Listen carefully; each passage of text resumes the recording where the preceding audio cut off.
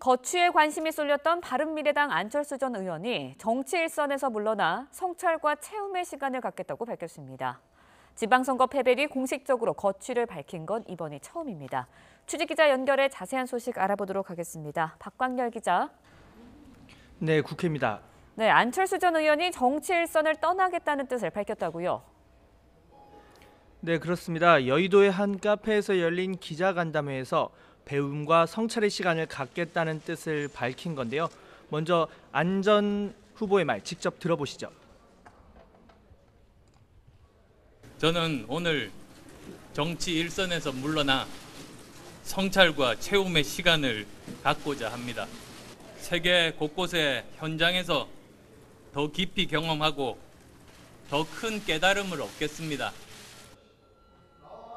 첫 행선지는 독일로 정했습니다.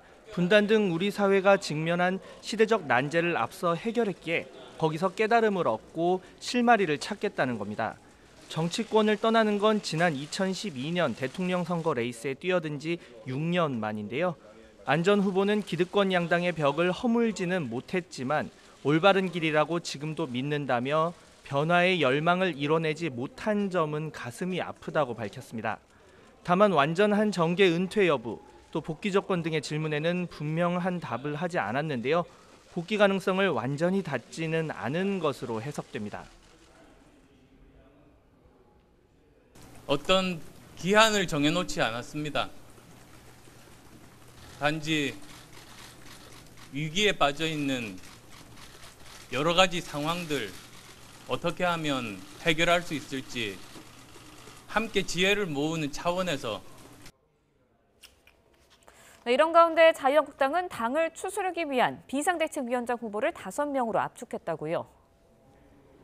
네, 그렇습니다. 유력하게 거론된 김병준 교수의 박찬종 변호사, 또 이용구 전 중앙대 총장이 포함됐고요. 초선인 김성원, 전희경 의원 등 현직 의원 2명도 이름을 올렸습니다. 다만 일부에서는 1차 압축 과정에서 의원 총의를 모으는 과정이 없었다는 점에 유감을 나타내기도 했습니다. 이와 별도로 조금 전부터 시작된 의원총회에서는 5선의 이주영, 4선의 정진석 의원 중 1명을 국회 부의장으로 선출할 예정인데요.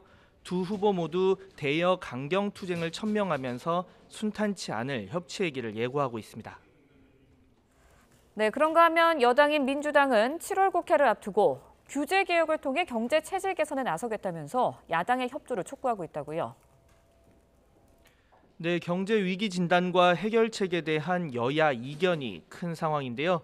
민주당 홍영표 원내대표는 김동연 경제부총리와 약 30분 정도 만남을 갖고 규제 개혁에 대한 적극적 협조를 약속했습니다. 이어 경제 위기 원인이 규제 개혁 미비 때문만은 아니라면서 수출, 대기업 중심의 경제 정책 등 구조적 문제 해결과 함께 야당의 부실한 협조를 지적하기도 했습니다. 수출 주도, 대기업 위주의 경제 정책만을 펼치다 보니 우리 경제의 기초 체질이 악화되면서 고용 위기가 온 것입니다. 소득 주도 성장이 혁신 성장 전략과 한 몸처럼 움직일 때 고용 지표도 호전될 것으로 기대합니다. 다만 야당은 최저임금 인상이 되려 일자리를 줄이고 있다며 소득 주도 성장 비판에 화력을 집중하고 있어 민생, 개혁 법안의 순탄한 처리가 쉽지만은 않을 것이라는 전망도 나옵니다. 지금까지 국회에서 YTN 박광열입니다.